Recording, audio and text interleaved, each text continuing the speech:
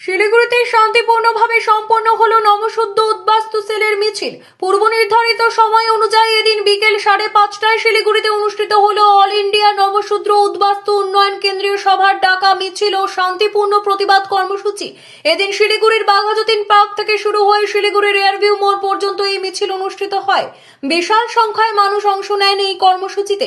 এদিন মিছিলে উপস্থিত ছিলেন সংগঠনের কেন্দ্রীয় সভাপতি রঞ্জিত সরকার সহ জেলা নেতৃত্বরা। শান্তিপূর্ণভাবে গোটা পথ অতিক্রম করে এয়ারভিউ মোড়ে এসে কর্মসূচি শেষ হয়। মিছিল চলাকালীন বড় কোনো বিশৃঙ্খলা বা বিপত্তি ঘটেনি বলে জানা গিয়েছে। প্রশাসনের তরফেও পর্যাপ্ত পুলিশ মোতায়েন ছিল, যার ফলে যান চলাচল নিয়ন্ত্রিতভাবেই চালু রাখা সম্ভব হয়েছে।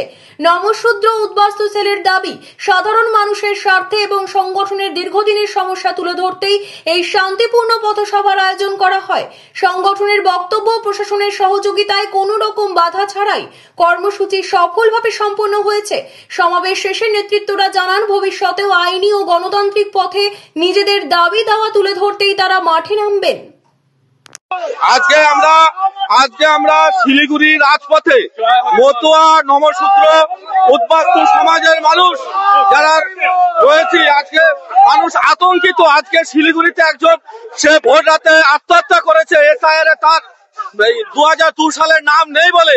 তো সার্বিকভাবে এই যে মানুষের মধ্যে একটা অস্থিরতা তৈরি হয়েছে, আমরা চাই যারা 2024 সালে ভোট দিয়েছে তাদেরকে ভোট দেওয়ার অধিকার দিতে হবে।